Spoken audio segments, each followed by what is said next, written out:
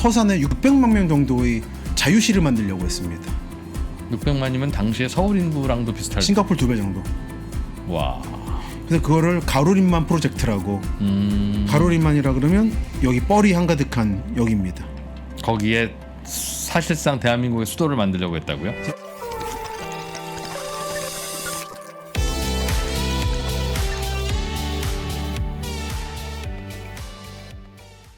전국을 다니면서 삶의 지혜와 인사이트를 얻어보는 시간, 김시덕 박사의 도시야사.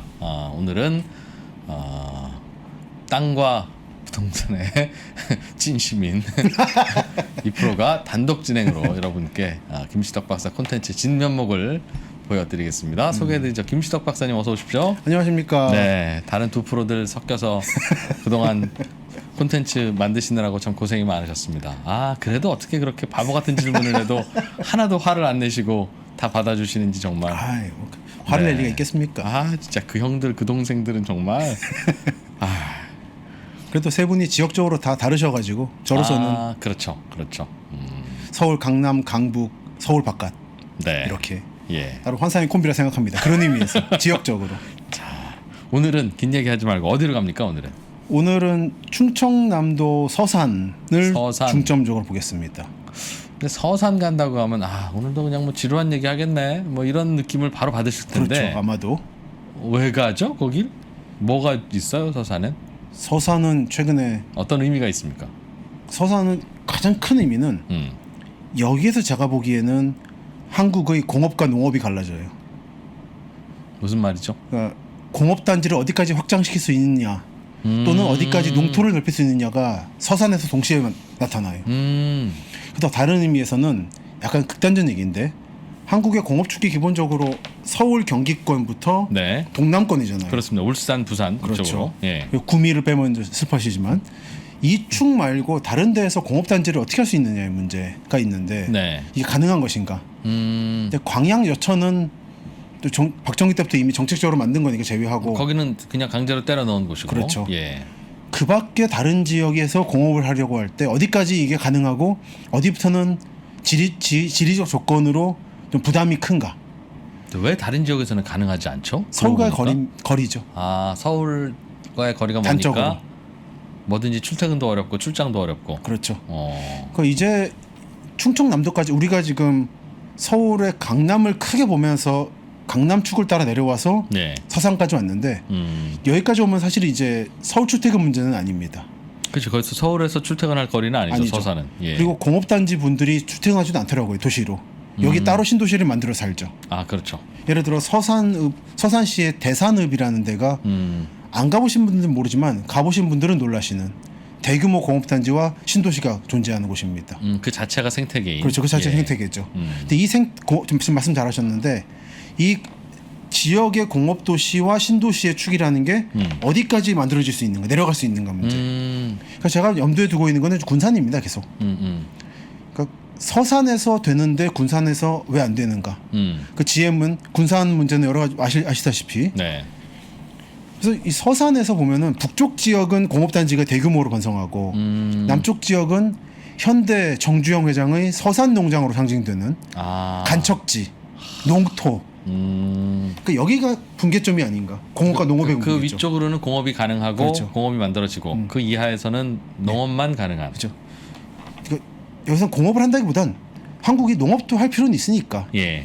다만 한국의 농업이라는 게 보시면은 소규모 소작농들이나 자영농이 한다라는 게 뭔가 이제 뭐랄까요 선입견인데 예. 정말은 기업농이라는 게 있을 수도 있잖아요. 미국식으로 대규모 농업을 하는. 그렇게 가야죠 사실은. 그렇죠. 근데 가는데 잘 여러 가지로 정치적인 문제가 많죠. 어찌되었든 그 부분을 실험했던 서산농장 천수만 간척지가 존재하는 곳이죠. 농업을 공업처럼 받아들이고 시도를 했던 곳이군요. 그렇죠.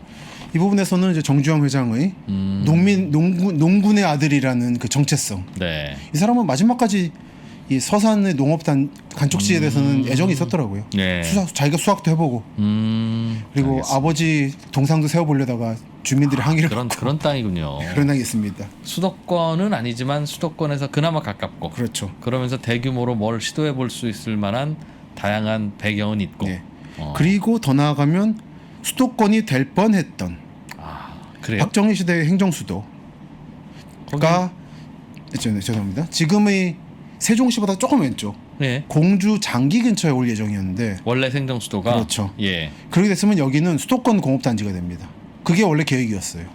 아 공주시 장기면 네. 거기가 그 중심으로 한 지역에 행정수도가 만들어지고 네. 행정수도 아니죠. 완전 수도 이전을 하는 수도 거죠. 이전을 하면 네. 적정일 때는 거기 가려고 그랬으니까. 그렇죠. 예. 그리고 그 배후 지역으로서 중부공업 지역을 만들려고 했는데 아 지금의 인천처럼. 그렇죠. 아. 그 축이 서산이 되는 거예요. 언젠가는 그렇게 될 수도 있겠네요. 사실 어느 정도 실현됐다고 봅니다. 그리고 세종시나 공주시 장기면이나 붙어 있어요 거의.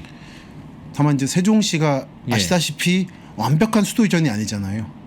그렇죠. 먼저 잘 원스텝 먼저 아시다시피. 갔죠. 예, 국회도 안 그리고 가고. 예, 이명박 박근혜 대통령의 그 교체 사이에 좀 이상해졌고 계획들이. 그래서 원래 더 많은 기관들이 갈 자리를 아파트 분양하고 하면서 이제는 돌이킬 수 없는 상태가 돼버린.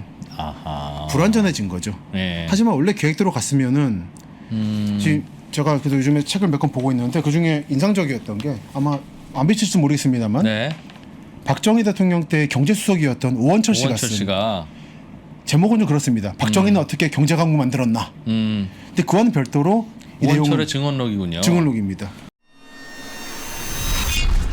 아, 이분이 오면 시장 얘기 듣고 싶어서. 또 신과함께서 요즘에 탑3 안에 인기를 또 누리고 계십니다.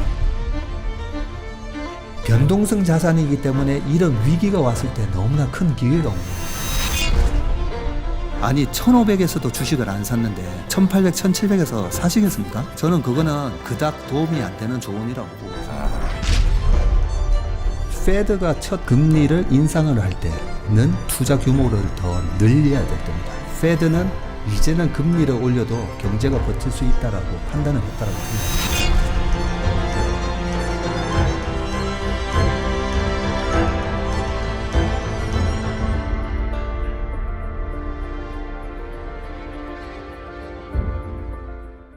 대단히 오원철 평가가 씨가 네. 박정희 때 굉장히 그 경제 실무 많이 한 분이에요. 우리 영화로는 지철이 어디 갔나? 이거를 이제 박통이 그렇죠, 많이 그렇죠. 했지만 대체로는 야 오원철이 오라고 그래 오원철이. 그렇지. 항상 오원철이 옆에서 그러니까 우리가 일을 세상을 했다. 너무 정치적으로 보다 보니까 무슨 영웅간 싸움으로 보다 보니까 그러니까 이런- 이제 지철이지 네. 대충 하루 종일 실무는 오원철이 사실은 했던. 요분이더라고요. 네. 어디 저 온산 공업단지 만들러 가면 같이 헬기 타고 와서 좀 네. 내려보고 그리고 이 두 사람이 마지막으로 대규모 시찰을 한 게 서산인 거죠. 아, 뭘 하려 그랬냐? 네.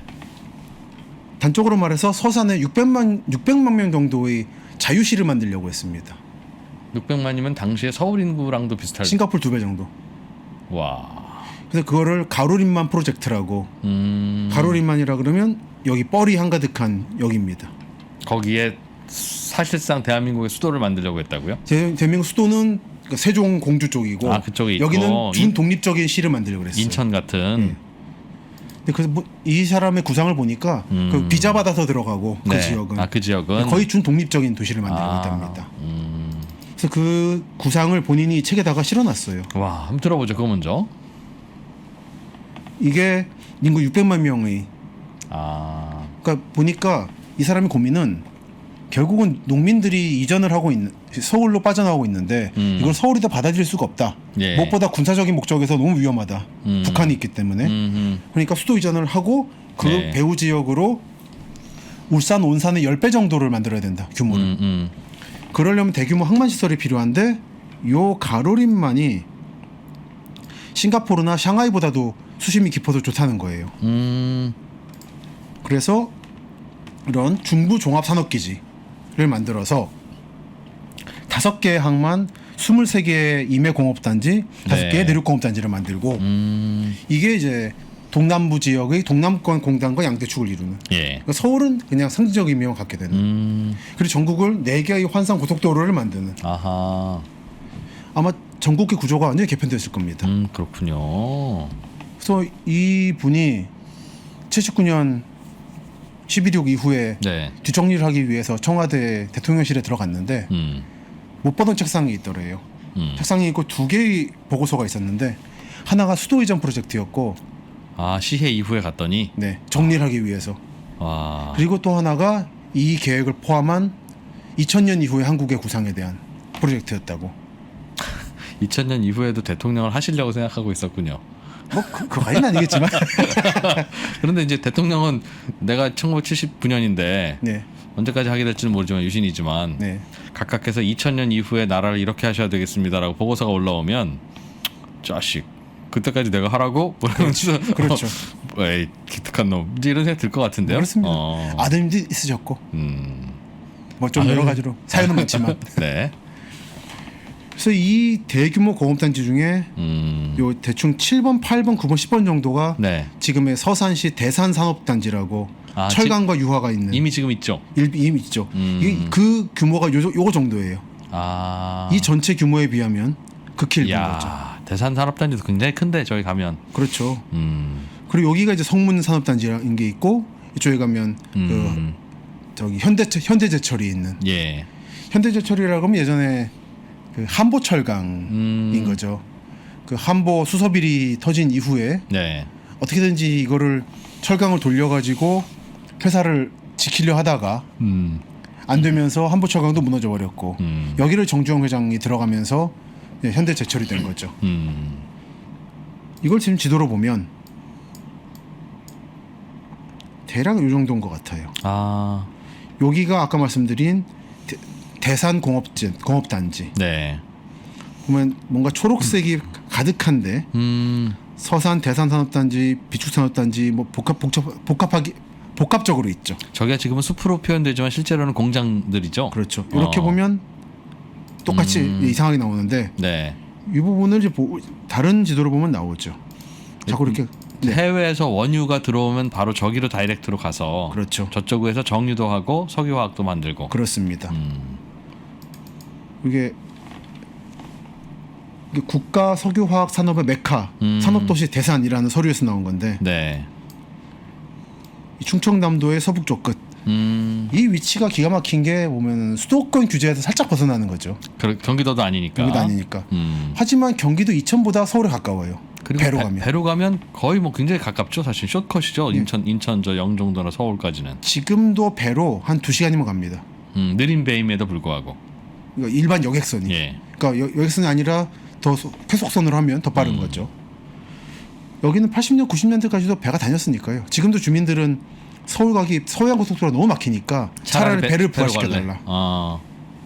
중국 가기도 가깝고. 그렇습니다. 사실 이 가로리마 프로젝트의 기본 목적이 그겁니다. 중국이 열린다는 걸 전제로 하고 그쪽 시장을 본다라는 게 있었어요. 야, 1980년에 그걸 생각했군요. 79년에. 그리고 이제 이런 식으로 구성이 돼 있습니다. 여러분들이 아시는 이제 서산이란 거는 요 남쪽 지역인 거고, 뭐 이게 섬 같은 거 있고 네. 오페르트 일제상륙지 대원군 그 조상 무덤 깼던 오페르트. 아, 저분이 저쪽으로 왔었어요. 요 근처입니다. 예. 그리고 이제 북쪽에 이런 식으로 유화와 오일뱅크 등이 있는. 현대 오일뱅크. 얘가 여러 가지로 지리적으로 중요한 게 보시면 청일 전쟁 당시 청나라 군사 주둔지. 그러니까 중국이랑 얼마나 가까웠으면 저기로 왔겠어요. 일로 온 거죠. 네. 그리고 여기 조금 위에 화성에서는 대원군 잡아가고 마산포에서. 네. 그리고 이제 당진군으로 가고 여기서부터 서해안 고속도로로 서울로 올라가는 거죠. 그렇군요. 저기가 어떻게 네. 보통 가게 되냐면 네. 저 근처에 보면 저 약간 저기서 이제 저 오른쪽으로 좀 가다 보면 외목마을이라고 있습니다. 아, 있죠. 외목마을. 그 외목마을이 뭐냐면 아시겠지만 어디냐. 그 여기. 매월 1월 1일 날 저기에서 해 뜨는 게 보여요. 저 외목마을 저기가 동쪽으로 바다라서. 그렇네요. 동쪽으로 바다라서. 그거 봐, 동쪽 바다잖아요, 저게. 그러니까 아산만이 거대하게. 네, 저대하게 있다 보니까 저 외목마을에서 동쪽을 보면 수평선이 보이기 때문에. 그렇네. 동해안의 강릉에서 해가 뜰 때 저기서도 해가 떠요. 그래서 1월 1일 날 굳이 강원도까지 안 가고 저쪽으로 가서 일출을 본다. 보고 회전 먹다가 있으면 해다 치는. 되는데 문제는 저기 보시면 저 도로들이 얼마나 좁습니까? 수도권에 많은 사람들이 저길 가려고 하면 가기도 어렵고 빠져나오기도 어렵고. 그죠. 이거 외길이죠. 외길이죠. 게다가 서쪽에는 이렇게 또 초록색이 거대하게 자리 잡고 있죠. 화력발전소가 있죠. 아, 당진 화력발전소. 네. 이게 보면은 저는 뭐 이거 이 말씀 경제적인 관점에서 저는 원자력 찬성파인데 원자력을 안 지으니까 자꾸 이렇게 화력발전을 지어요. 오히려 서해안 남해안 지역이 너무 오염이 심해집니다. 네. 공기도 안 좋고 이쪽이 사실 공기가 좀 안 좋아요. 전반적으로 서산 당진 쪽이. 이럴 바에는 원전 하나 짓는 게 낫지 않나 생각을 하고 그렇습니다만 근데 네. 가보면은 이 지역이 어느 항구에서 봐도 이 화력발전소가 보여가지고 좀 곤란함이 있더라고요. 네.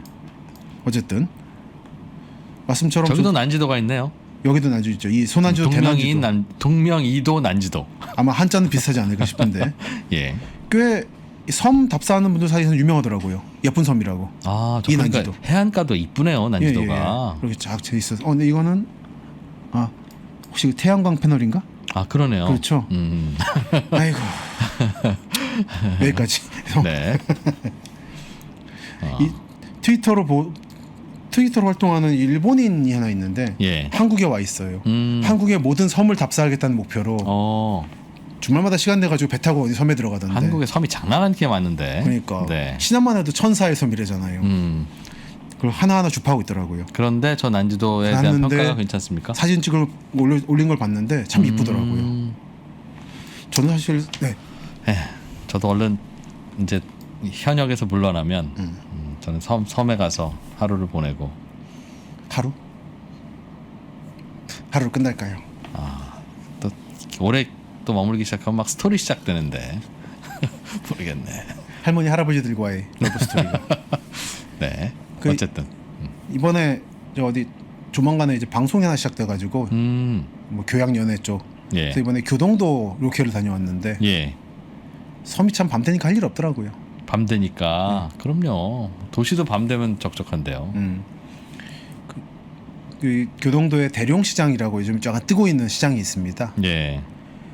그 교동대교가 2014년에 개통되기 전까지 거기는 섬이고 네. 군사 민통선 지역이라서 네. 분위기 별로 안 좋았거든요. 그러다 보니까 옛날 느낌 황해도식의 시장이 남아있는 구역으로 뜬 곳인데 예. 밤 6시 되니까 참 예쁘더라고요. 별 다 펴고. 네. 근데 사람이 아무도 없어요. 그러니까 다들 섬에 갇히면 안 된다 생각했어도 해 질무력에 다 도망 나가버리고 섬에는 변변한 숙소도 없고 그래가지고 아하. 그래서 섬 여행할 때 그게 문제죠. 숙소가 마땅치가 않다는 거. 그렇죠. 그렇다고 밖에 나가서 자고 올 수도 없고. 네, 그렇습니다. 그리고 그때 저 태워주셨던 쪽에 프로덕션의 운전사분이 하시는 말씀이 교초도라는 섬에 갔는데 교초도 예. 이름만 들어봤습니다. 날씨가 안 좋아서 일주일이 갇혀 있었다고 섬에. 아, 배가 못 떠서. 예. 그러니까 하루로 끝날 것인가라는 질문은 아, 기후가 있는 거죠. 그렇죠. 대개는 그래서 많은 분들이 섬으로 여행 가죠. 혹시라도 배가 묶이길 바라면서. 네. 그랬죠. 유명한 섬이 몇 개 있었죠. 네. 요 위에 덕적도도 참 좋은데. 아, 그래요. 요 덕적도는 한번 이름 기억해 두십시오. 요즘에 각종 백패커라든지 순수한 섬 관광에서 유명한 섬이에요. 그러니까 걸어 다니면서 경치 보는 거예요. 예. 요 북쪽, 서쪽, 동쪽이 다 사연이 달라서 하루 꼬박 봐도 됩니다. 이 사연이? 사연이 다 다릅니다. 스토리가? 전설도 있고. 전설도 많고. 그러니까 현대의 사연도 많고. 언제 하면 덕적도 저희도 그럼 따로 그 스토리 여행 가죠. 그렇죠. 차를 몰고 새벽 5시에 인천 연안부두에서 배 타고 가면 빠져나올 수 있어요. 저녁에. 아, 하루 코스 돌고. 하루 코스 됩니다. 그리고 이제 많은 분들은 여기서 한 번 더 찍고 섬으로 들어가죠. 구럽도 같은데. 아, 저기에서 출발하는 또 작은 그렇죠. 섬들로. 예.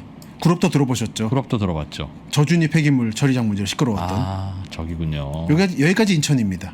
인천 옹진군. 그러니까 거의 저거는 인천 쪽에서 가까운지 오늘 서산에서 가까운지 모호하네요. 그렇죠. 사실 여기는 그래서 사실상 인천이네 그냥. 인천이고 크게 보면 범인천. 사실 이제 화성 쪽 가까웠는데 가까운 게 문제가 아니라 생활권이 중요하잖아요. 상권 같은 게. 화성을 보면 이쪽은 뭐 없거든요. 그러니까 좀 멀더라도 연안부두로 다 가는 거죠. 빼곡하죠. 파란색이. 이게 다 백기를 표현하는 거라.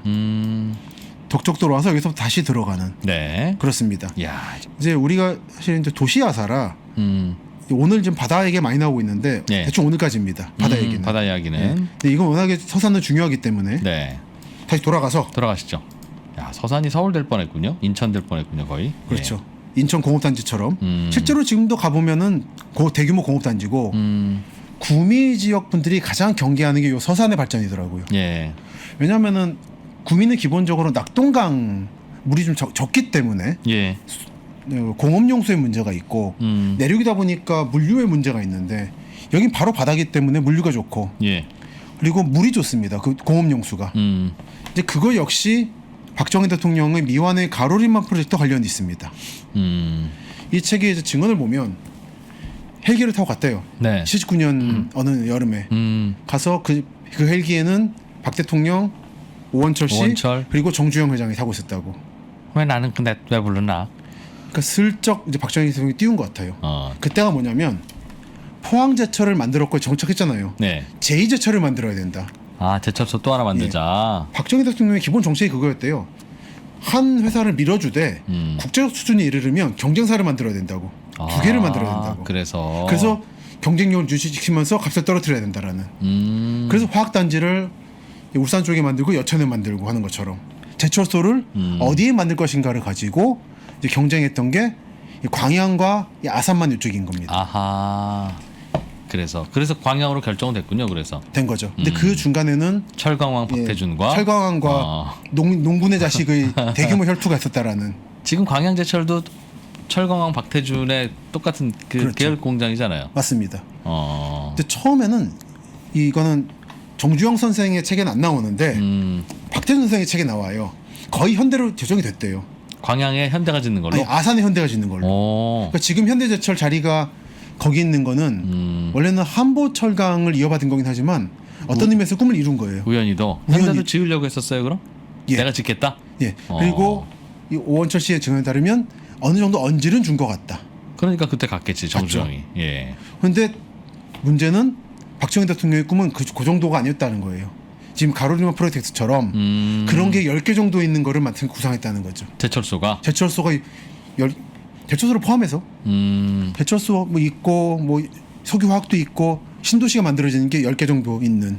보면 23개의 임의 공업단지라니까. 정주영 씨는 현대자동차에 납품할 철판을 그냥 우리가 제철소 지어서 하나 그렇죠. 만들려고 그 정도. 수직 개화를 정도 하려고 하고 있는데 그 정도였죠. 박통은 훨씬 더 큰 거를 본 거죠. 임자 지금 중국에 철강 수출해야 되는데 그따위 생각만 하고 있나? 드디어 연기자로 등극을. 그런 분위기였군요. 예. 근데 그건 물론 오원철 씨의 개인적인 증언이기 때문에 어디까지 이게 팩트인지 모르겠습니다만 솔직히. 팩트겠죠. 원철 씨가 굳이 그걸 왜곡할 이유가 뭐가 있어요? 왜곡은 안 할 텐데 이제 과장할 수는 있죠. 그 증언록이란 건 그래서 이거 자체만 믿으면 안 되고 세 개를 맞춰봐야 되는 거죠. 알겠습니다. 그러다 보면 아무리 한 책이 과장을 했어도 그거 맞추다 보면 좀 나옵니다. 단체에서 뽀록 나죠. 제가 이번 방송을 준비하면서 느꼈던 거는 박태준 씨와 정주영 씨는 각자 말하고 싶은 게 있고 숨기고 싶은 게 있다라는 거. 특히 여기 아산 지역의 아산만 일대에 대해서는 좀 서로 조금씩 그 회고가 달라요? 달라요. 다른데 그 중간을 메꿔주는 게 이 오원철 씨의 회고. 결국은 박정희 대통령은 그 공업단지 하나 정도가 아니었다는 거죠. 더 큰 걸 봤다는 거죠. 가로리만이라고 하는. 그 거대한 공업단지를 만들고 싶었던 거죠? 도시국가. 도시국가를 만들고 싶은 거예요. 그럼 그 누구의 수요를 충족시키는 저 공업단지예요? 인천이나 울산이야 뭐 우리나라 그 정도가 아닌 겁니다. 세계적인 수준의 싱가포르를 능가할 수 있는. 그런 걸 만들고 싶어 했다. 그 이름을 중부 종합공업기지라고 불렀고 그래서 이름도 있더라고요. 가로림 FTS 프리 트레이드 스테이트. 그 규모로 생각했대요. 홍콩, 싱가포르는 사실은 인더스트리는 별로 없잖아요. 없죠. 그냥 금융산업 정도만 그렇죠. 하고. 여긴 그것도 가능한. 저건 아예. 네. 그리고 그걸 중심으로 해서 딱 말씀하신 것처럼 인천, 서울처럼 가로림 프리스타일 스테이트와 세종시가 있는 연결되는 이 구조를 만들고 싶었던 거죠. 그래서 이 지도는 아는 사람만 아는 지도인데 참 재밌더라고요. 보면 볼수록. 저거 구상도죠, 구상도. 구상도죠. 그래서 이 책은 한번 이 제목을 좀 무시하시고 보시면 참 좋을 텐데 네. 두 개의 컬러 사파가 있습니다. 하나가 이 가로리마 프로젝트고 하나가 수도 구상이에요. 수도 배치 구조가 나와 있어요. 저 장기면에. 장기면에. 아마도 장기면에. 그래서 이 서산 지역의 북부 지역은 그런 식으로 지금은 수도권 규제를 피하기 위해서 기업들이 와 있지만 정말은 70년대부터 구상되었던 공업도시, 공업국가 구상의 극히 일부가 실현된 것이다. 네. 다만 이제 박정희 시대는 요 가로림만을 중심으로 해서 대충 당진까지 걸쳐 있었는데 지금은 서산, 당진, 평택이 걸쳐 있다라는 게 저 차이. 약간 북쪽으로 수도권 쪽으로 왔네요. 그 북쪽과 예. 동쪽으로 간 거죠. 그리고 이 가로림만 현재 이제 생태유산으로서 지정되려고 하는 게 있죠. 갯벌 생태계. 갯벌로. 예. 그러니까 공업 도시의 중심지가 될 뻔했던 지역이 지금은 생태 공원으로 됐다는 것이 박정희 대통령이 뭘 하려고 했고 그 사람이 죽음으로써 뭐가 안 됐는가 안 됐는지 보여주는 극적인 사례라 생각이 그럼 들었습니다. 저기를 공단 생겼으면 저 섬들은 다 그냥 메워서 육지됐겠네요. 그죠? 일부는 그 돌을 파가서 공업 자갈로 썼을 거고 그리고 일부는 아마 조금만 언덕해가지고 공업 만들었겠죠. 그러겠죠. 지금도 평택 같은 데 가면 일부러 한두 개 남겨두더라고요. 한국 사람은 산이 있어야지. 그래, 뭐 잠깐 산책으로라도 올라가야지. 너무 평평하면. 중요한 말씀하셨는데 한국 사람들은 이 평평한 걸 못 견디나 봐요. 지루하니까요. 그게 다른 나라에서는 힘의 원천이라고 생각하는데 평지가 이 끝없이 펼쳐진 땅에서 뭔가 해보자라는 샌프란시스코 그런 거. 우리는 뭔가 목표가 있어야 돼. 끝없이 펼쳐지면 안 되고 저 저 앞에. 산까지 저기까지 하자. 그렇죠. 그래 그럼 저기까지는 가자. 그래서 가는 거예요. 경제개발도 5개년 계획으로 잘라주지 않으면 맞아요. 20년 30년 못합니다. 중요한 말씀이에요. 네. 그러니까 5년이 참 우리는 단거리 선수들이에요. 그 느낌도 드네요. 한국 대통령 5년 단임제가 네. 딱 맞네요. 그러니까 5년씩. 그때 할 거면 할 거고 하고 아니면 말고. 초기에 1, 2년 열심히 하고 나머지는 좀 버티다가 네. 막판엔 좀 작아지는 그런 네. 한국적이네요. 예. 그래서 이 대산이 가보시면 잘 아실 수 있는데 사진 좀만 보여드릴게요. 공업도시는 밤에 가면 네. 정말 스펙터클합니다. 왜요? 밤에 공단은 불이 번쩍번쩍 켜지고 수증기가 올라오는데 우와. 이건 세계적으로 감상의 대상이 됩니다. 요 풍경인데 아래는 폐염전입니다. 폐염전이 뭔가요? 염전이었다가 폐기된 거예요. 바닷물이 막혀서. 바닷물이 드나들다가 이제 안 막힌 평지네요. 예. 예. 여기가 안 들어오는. 대산공업단지. 이 대조적인 풍경. 어리였을 때는 염전이었다가. 염전 옆에 공장. 그렇죠. 염전과 어장을 누르고 들어선 공장인 거죠. 이게 석유화학단지 지역인 거죠. 저게 내버려 뒀으면 그냥 바닷가 어업 마을이었는데. 그렇죠. 저 로케이션이 저게 수도권과도 가깝고 바닷가라는 이유로. 그렇죠. 수도권 규제가 예. 있는 바람에. 그리고 다른 면에서 보면 이런 느낌. 완전히 손대지 않은 뻘밭과 공업단지. 그러네. 이거는 보면 좀 좋아요. 저녁에 보면. 와, 저 대조가 저게 아래쪽에 있는 사진에는 내셔널 지오그래피에 그렇죠. 나올 만한 그런 어디 저 심심 유곡에 저런 것 같은데 그러니까. 바로 호수 건너가서 한 5분만 배 타고 가면 저런 최첨단 공업단지가 같이 있네요. 그렇습니다. 와, 참 극적이었어요. 사실 이 풍경은 광양이나 울산, 포항에도 좀 없어요. 해수욕장이 있고 너머에 포항제철이 보이는 건 그건 있는데 있는데 이렇게 순수한 뻘이 있는 이건 서해안이니까 가능한 풍경이죠. 그래서 개인적으로는 참 좋았습니다. 여기. 야, 아마 밤에 갔으면 또 멋졌을 듯. 그렇죠. 여행 가고 싶어. 이건 제 지인이 찍어준 사진인데 줌으로 당겨가지고 저 파이프 저거죠. 예. 예, 각종 석유 가스 파이프. 야, 다들 이거를 광양이나 여수나 울산, 포항만 생각하시는데 사실은 서산이 이렇다는 거예요. 그렇죠. 대산 공단이 예. 저거죠. 예. 그래서 이게 어마어마합니다. 대산은. 그래서 서산은 이런 곳이다. 해미읍성만 있는 곳이 아니다라는 거를 보여드리고 싶었고요. 그래서 88년쯤의 기사입니다. 서산군 대산면 임해공단이라고 해서 이렇게 건설 시절에 시작하던 풍경이죠. 그래서 이때 대충 이제 이거를 마무리 지으면서 서산 남쪽에 간쪽지로 넘어가면 될 텐데 네. 보면 서산의 북쪽과 남쪽을 동시에 보여주는 지도입니다. 위에 것은 대산공업단지 극동 석유가 보이죠. 네. 요게 이제 현대 오일뱅크로 이어지는 현대는 결국 정유, 왼쪽은 정유, 오른쪽 당진에는 제철을 가지게 된 예. 아산만에. 어떤 의미에서는 이런 의미에선 박정희 대통령의 가로리만 프로젝트 꿈을 현대가 계승했다고 볼 수도 있다 생각이 들었어요. 남쪽 교도 결국 개발됐을 텐데 이쪽도 현대가 서산 농장 만들면서 이룬 거니까. 예. 그리고 성문지구도 지금 현재 당진에서 개발하는 것이고. 그리고 이제 아래쪽에 A지구와 B지구라는 거 들어보셨나요? 서산 A지구, B지구? 못 들어봤어요. 저 왜 AB가 붙었어요? 이게 현대가 간척한 간척지인데 예. 그거를 1,2라는 뜻으로 AB라고 붙였습니다. 이 정식 명칭입니다. 서산 A지구, 서산 B지구라는 거. 저게 바다였는데 간척 사업을 저렇게 했다는 거죠? 대규모 간척지가 됐죠. 간척지가 저렇게 삐쭉 그냥 뭔가 복잡한 해안선을 이루게 되는 이유는 원래 이 바닷가였던 거를 예. 물을 막으면서 천천히 물을 빼기 때문에 예. 예전에 해안선인 거죠. 이게 꾸불꾸불한 것이. 꾸불꾸불. 여기 평평하잖아요. 야, 그렇죠. 예, 여기는 원래 옛날 해안선인 겁니다. 해안선이라는 건 원래 육지였다는 뜻인데 보여드릴게요. 예. 요게 지금 A지구 방파제, E지구 방파제인데 예. 방조제. 예. 요거 빼고 생각해 보시면 요 느낌, 좀 더 꾸불꾸불한 느낌.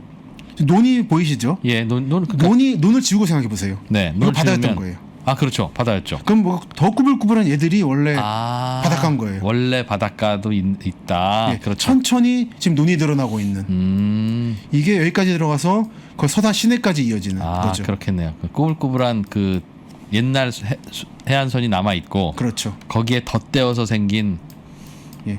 간척지군요. 이걸 막으면서부터 하나하나 늘어나는 것이고 이걸 합쳐서 천수만이라 부르는 겁니다. 일단 물 막아놓고 땅을 메우는. 그렇죠. 막고 일단 물을 줄이면서 강물을 끌어들여서 땅을 담수도 소금기를 빼는 만들고. 거죠. 근데 한 번씩 그러면 이제 소금기에 찬 물이 있잖아요. 그렇죠. 얘를 내보내야 되잖아요. 그렇죠. 근데 염도가 높은 게 나가기 때문에 아래쪽에 어업 생태계에는 막대한 지장이 있고. 그래서 이번에 이걸 준비하면서 또 느낀 게 결국 여기 한국 서해안의 싸움이라는 거는 어민과 농민의 공업민의 싸움이다. 그러네요. 누가 땅 생기면 어민들은 예. 삶의 터전이 그렇죠. 없어지는 거고. 근데 한국에서 기득권을 가지고 있는 발언권이 있는 사람이 대부분은 농민의 자식이잖아요. 어민의 자식은 없어요. 적죠. 숫자가 적죠. 그렇죠. 네. 그래서 언제나 어민이 밀립니다. 바다를 메꾸어 농토를 만들어 쌀을 기른다라는 건 누구에게나 멋져 보이잖아요. 네. 근데 이걸 지켜가지고 풍부한 어류 해산물을 잡겠다라고 하는 거는 별로 꿈을 안 주는 거예요, 사람들한테. 그 논리가 약간 그러면 다른 바다로 가면 안 돼? 이제 이렇게 생각하는 거죠. 그런 모르니까. 거죠. 모르니까. 그러니까 이런 데서부터 제 생각에는 아마 한국의 농업 중심 세계관이 있는 게 아닌가. 일본 쪽에서 아미노 요시히코 선생이라고 농업 중심으로 우리가 너무 세계를 바라보고 있는데 산민, 네. 어민 그리고 유목민 한쪽에서 보면 세계가 달리 보인다라고 주장하는 그 카인과 아벨의 얘기도 결국은 신이 농민과 그 유목민 중에 누굴 좋아하냐 얘기거든요. 그래요? 예, 농민보다 유목민을 좋아한 거예요, 결국. 그 변을 싫어했고 변화 곡식은 싫어했고 네. 이제 양을 바치니까 좋아했던 거예요. 이게 근본적으로 수메르 신화부터 나오는 농민과 유목민의 충돌이라는 그 상징이군요. 그 상징입니다.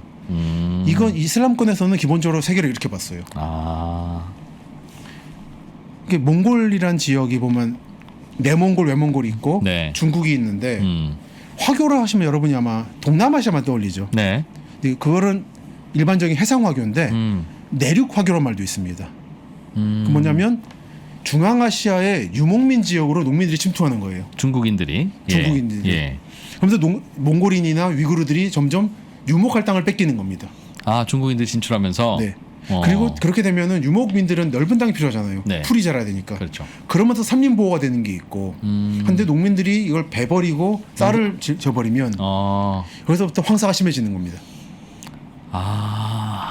그렇군요. 사실 요즘에 황사가 심해진 이유가 그게 있어요. 이 내륙 화교들이 내몽골 점령 나가서 연구에서 있는 겁니다. 농사 짓느라고. 네. 지난 200년에 걸쳐서. 다들 그냥 먹고 살려고 하는 일인데 그분들이라고 어디 뭐 땅 투기하러 갔겠어요? 부유해서. 그게 그렇죠. 아니라 먹고 살려고 해가서 요즘 중국인들 먹고 살려고 지으려니까. 태평양에 배 천척 몰고 와서 태평양 휩쓸이하고 있고.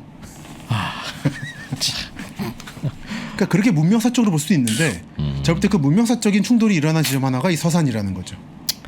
그래서 삶이라는 건 자기 좀 먹고 살려고 남 괴롭히는 활동의 연속이다. 그런 겁니다.